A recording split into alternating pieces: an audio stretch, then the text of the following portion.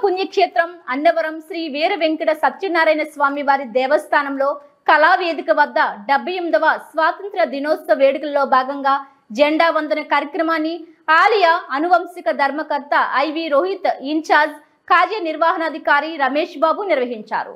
ఈ కార్యక్రమంలో దేవస్థానం సంస్కృత పాఠశాల విద్యార్థులు PRO Damura Krishnarao, AEO L Srinivas, పర్యవేక్షణ అధికారి ఐవి రామారావు తదితరులు పాల్గొన్నారు।